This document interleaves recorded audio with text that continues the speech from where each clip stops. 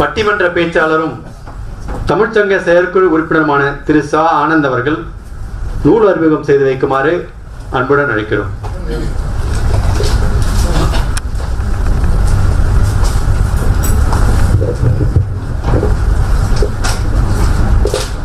நன்றி மதுக்கண்ணன். அனைவருக்கும் வணக்கம். மரியாதைக்குரிய முன்னாள் தமிழ்ச்சங்க தலைவரும் போக்குவரத்து மேலாளருக்கும் மற்றும் வருகை புரிந்திருக்கும் நமது முன்னாள் ஆங்கில பேராசிரியர் executive director of MS Swaminathan research foundation,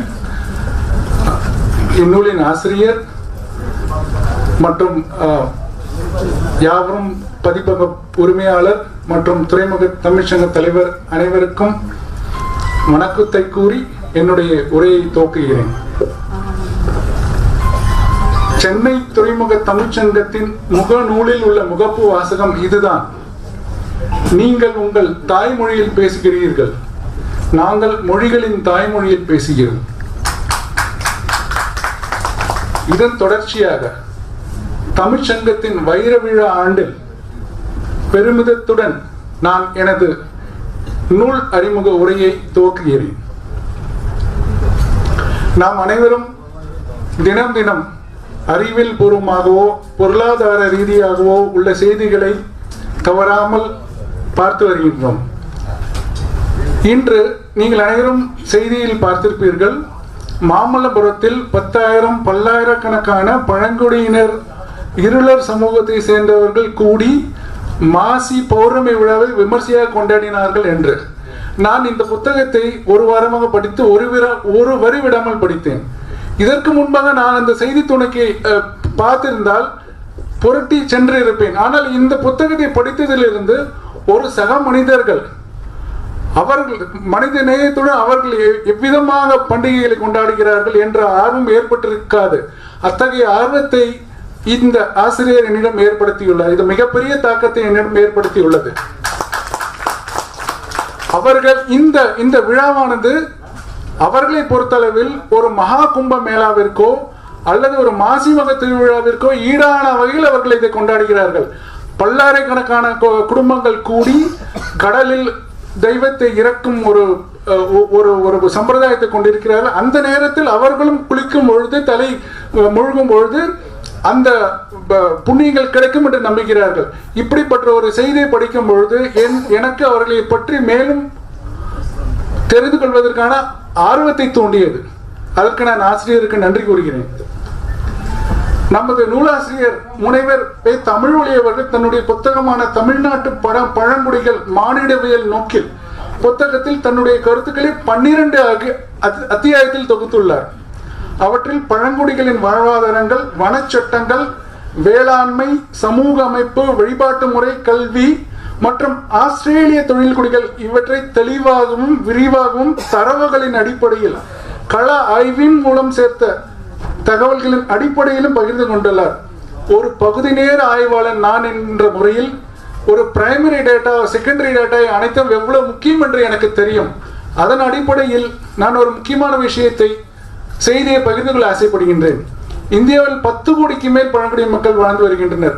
Nilgiri மாவட்டம் முதுமலை வனச்சரணாலயத்தில் உள்ள பொக்காபுரம் பழங்குடிகள் கிராமத்தில் முனைவர் பட்ட ஆய்விற்கு பழங்குடிகளின் பங்கேற்புடன் கள ஆய்வினை ஏறக்குறைய 3 ஆண்டுகள் மேற்கொண்டார் நமது ஆசிரியர்.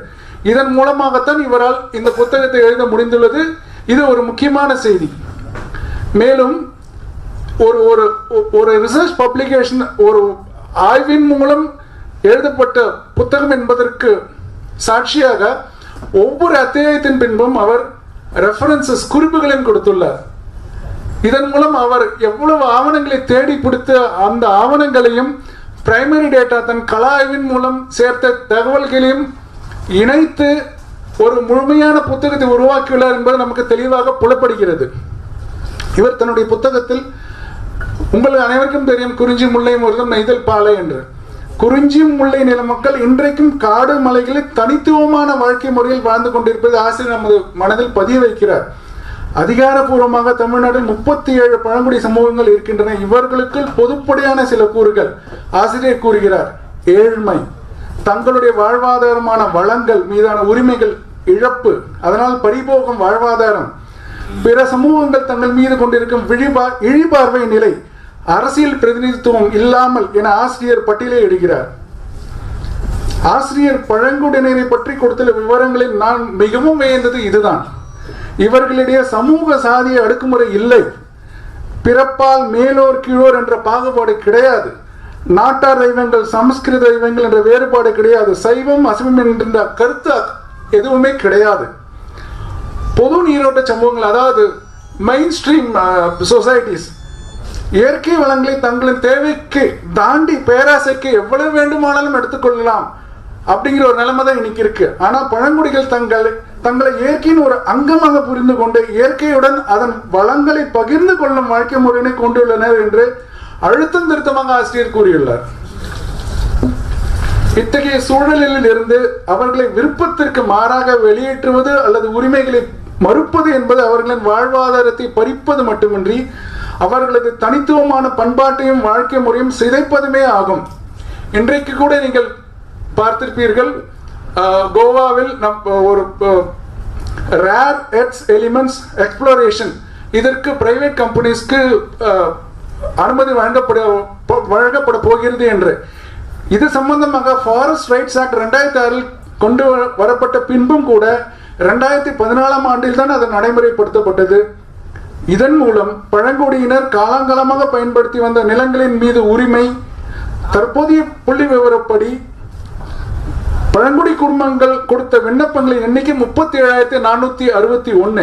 ஆனால் நில உரிமை பட்டா பெற்றவர்கள் எண்ணிக்கை 11,067 மட்டுமே. இதனால் வனத்துறையினர் நிராகரிக்கப்பட்ட குடும்பங்கள் தாங்கள் எந்த நேரத்தில் வெளியேற்றப்படுவோம் என்ற அச்சத்துடனே வாழ்வது என்ற சூழ்நிலை உருவாகுவதை ஆசிரியர் கோடிட்டு காட்டியுள்ளார்.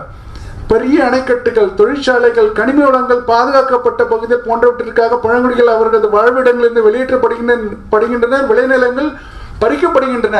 நர்மதா பச்சாவ் ஆந்தோலன் பற்றி உங்களுக்கு தெரிந்திருக்கும். ரீஹாபிலிட்டேஷன் அண்ட் ரீசெட்டில்மெண்ட் இஷ்யூஸ்லாம் இன்னும் அது சால்வ் செய்யப்படாமல் லட்சக்கணக்கான பேர் எவ்வளவு கஷ்டப்படுகிறார்கள் என்று அனைவரும் அறிந்த ஒன்றுதான். மேலும் ஆசிரியர் கூறுகிறார், கல்ச்சரல் அசிமுலேஷன் என்ற பெயரில் பழங்குடியினரை பொது நீரோட்ட சமூகத்தினை இணைப்பது என்பது அவர்களுடைய அடையாளத்தை அழித்துவிடும். மாறாக கல்ச்சரல் இன்டகிரேஷன் என்ற பெயரில் ஒரு பேரலாக அவர்களையும் மற்ற சமூகங்கள் அனைத்தும் ஏற்றுக்கொண்டு உயர்வு தாழ்வு என்ற படிநிலை வேறுபாடின்றி இணையாக கருதப்பட வேண்டும் என்று கூறுகிறார். இவருடைய இன்னொரு ஆதங்கம், நேஷனல் ட்ரைபல் பாலிசி 2006 தயாரிக்கப்பட்டது. 2013 கமிட்டி அமைக்கப்பட்டு 108 ஆலோசனைகளை வழங்கி இருந்தாலும் அடுத்த கட்ட நடவடிக்கைகள் குறித்து எந்தவித தகவலும் வெளிப்படுத்தப்படவில்லை. இவர் சமூக ஆய்வு ஏன் என்று ஒரு கேள்வி எழுப்பியுள்ளார். அதுக்கு அவரும் பதிலே கூறியிருக்கிறார். இதுவரை கொண்டிருந்த தவறான கருத்துக்களை திருத்திக் கொள்வதற்கும் புதிய உண்மைகளை அறிவும் சமூக ஆய்வு முக்கியமானது என்று கூறுகிறார். பழங்குடியின மக்களின் கல்வி பற்றி ஒரு முக்கியமான கருத்தை அவர் வெளியிடுகிறார். அவர் கூறும் கருத்து இதுதான்: அவர்களுக்கு சிறு வயதில் இருந்தே அவர்கள் தாய்மொழியில், அவர்கள் வீட்டில் பேசும் மொழியில் கல்வி கற்பிக்கப்பட வேண்டும். ஏனெனில் அவர்களுக்கு ஆரம்பத்திலேயே தமிழ் என்ற ஒரு வார்த்தையை கூறும் பொழுது அவர்களின் தாய்மொழி தமிழ் இல்லை. எனவே அவர்கள் துவக்கநிலை ஆரம்பத்திலிருந்து அவர்கள் பள்ளியிலிருந்து விலக கூடிய சூழ்நிலை உருவாகிறது என்ற கருத்தை கூறுகிறார். மேலும் அவர்களுக்கு கொடுக்கப்படும் கல்வி அவர்கள் சமூகத்திலே உள்ள படித்தவர்களின் மூலமாக கற்பிக்கப்பட வேண்டும் என்ற வாதத்தையும் முன்வைக்கிறார். அது மட்டுமல்ல, அவர் வேளாண்மை பற்றி பழங்குடிகளின் வாழ்க்கை செயல்பாடுகள் அவர்களை சுற்றில இயற்கை சூழலிலேயே சார்ந்து இருக்கின்றன. இயற்கையில் இருந்து கிடைக்கும் உணவு தவிர அவர்கள் சிறுதானியங்கள், பருப்பு வகைகள், வேளாண்மை அவர்கள் சுய தேவைக்காக மட்டுமே என்று கூறுகிறார். இது சம்பந்தமா எனக்கு ஒரு ஹைக்யூ கவிதை ஞாபகம் வருகிறது. சின்ன கவிதை: கடல் நிறைய மீன்கள் இருந்தும் கூட பறவை ஒரு மீனை மட்டுமே கொத்தி சென்றது. தனது தேவை ஒரு மீன் தான். அதே போல் பழங்குடி மக்கள் தனக்கு என்ன தேவையோ அன்றாட தேவைக்கு மட்டுமே எடுத்துக்கொள்கிறாரே தவிர பிற சமூகங்களைப் போல பெரிய அளவில் சேகரித்து வைத்துக் கொள்ள வேண்டும், அதில் பொருளாதார வளர்ச்சி பெற வேண்டும் என்ற ஆசை துளி கூட இல்லாதவர்கள் என்ற கருத்தையும் மறைமுகமாக கூறியுள்ளார். சமூக அமைப்பை பொறுத்து அவர் ஆராய்ச்சியில் கூறுகிறார், அவர்கள் 3 தலைமுறைகள் சேர்ந்த ஒரு குடும்பமாகவும் இருக்கலாம், அல்லது அண்ணன் தம்பி கூட்டாக இருக்கும் குடும்பமாகவும் இருக்கலாம், இல்ல தற்காலிக பொது வாழ்க்கை முறையை போல கணவன் மனைவி குழந்தைகள் என்று நியூக்ளியர் ஃபேமிலியாகவும் இருக்கலாம் என்று 3 வகையான குடும்பங்களை பற்றி கூறுகிறார். திருமணத்தை பொறுத்தளவில் ஒரு பங்காளி குடும்பங்களுக்கு இடையில் அல்லது ஒரே குலத்தினை சேர்ந்த உறுப்பினர்களுக்கு இடையில் மனமுடித்துக் கொள்ளும் வழக்கம் இல்லை, அந்த மனமுறை மறுக்கப்படுகிறது என்கிறார். மற்றொரு வகையான சமூக அமைப்பு என்பது செங்குத்தாக 2ஆக பிரிக்கப்படுகிறது. ஒன்று அண்ணன் தம்பி குடும்பங்கள் என்றும், இன்னொன்று மாமன் மச்சான் குலங்கள் என்றும் கருதப்படுகிறது. ஒரே குலத்தில் கல்யாணம் செய்து கொள்வதில்லை. ஒரு தொகுப்பில் இருந்து இன்னொரு தொகுப்பில் பெண் எடுத்துக்கொள்ளும் வழக்கம் இருக்கிறது என்று குறிப்பிட்டுள்ளார். வழிபாடு தெய்வங்கள் பற்றி அவர் வழிபாட்டு முறையை 4ஆக பிரிக்கிறார்.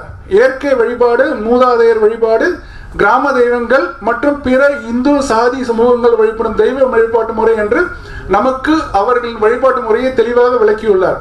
அவர் 12வது அத்தியாயத்தில் ஆஸ்திரேலிய தொல்குடிகள் பற்றிய ஒரு கண்ணில் நீரை வரவழைக்கும் ஒரு சம்பவங்களை கூறியுள்ளார். அவர் கூறுகிறார், 1890 தொடங்கி 1970 வரையிலும் ஆஸ்திரேலிய தொல்குடிகளின் குழந்தைகளை வலுக்கட்டாயமாக பிரித்து அவர்களை தனியாக ஒரு காப்பகத்தில் தங்க வைக்கப்பட்டு அவர்களுக்கு வீட்டு வேலை செய்யவும் கூலி தொழில் செய்யவும் தயார் செய்யப்பட்டன என்ற ஒரு கருத்தினை கூறுகின்றார். இது சம்பந்தமாக நான் இன்னொரு விஷயத்தையும் தெளிவுபடுத்த விரும்புகிறேன். நான் ஒரு கருத்தரங்கில் கலந்து கொள்ள நேர்ந்தது, ஒரு செமினார். அதில் சில சான்றோர்கள் முக்கியமான ஒரு விஷயத்தை அனைவருக்கும் தெளிவுபடுத்தினர். முக்கியமாக ஒவ்வொரு சமூகத்திற்கும் 3 உரிமைகள் தேவை, ரைட்ஸ். 1 பொலிட்டிக்கல் ரைட்ஸ், அரசியல் உரிமைகள், 2வது பொருளாதார உரிமைகள், 3வது சமூக உரிமைகள். அவர்கள் கூறுகின்றனர், இந்தியாவை தவிர அனைத்து நாடுகளிலும் முதலில் சமூக உரிமைகள் போராடி பெற்றனர். பழங்குடியினர், ஆதிவாசிகள், தாழ்த்தப்பட்டோர் அனைவரும்.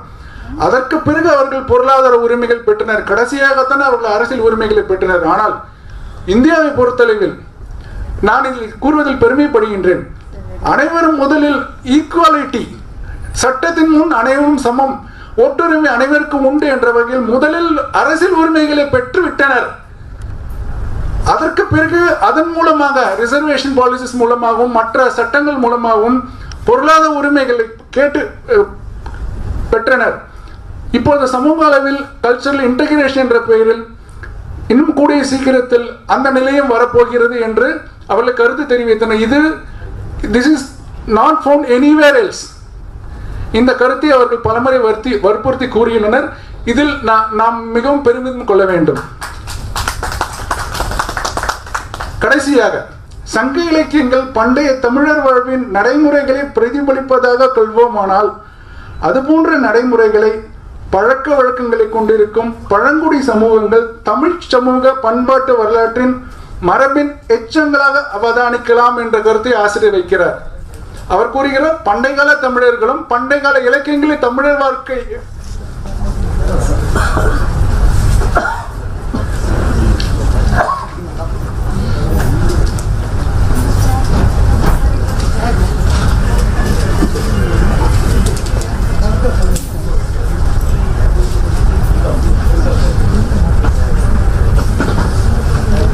வரவேற்கிறோம் ஐயா.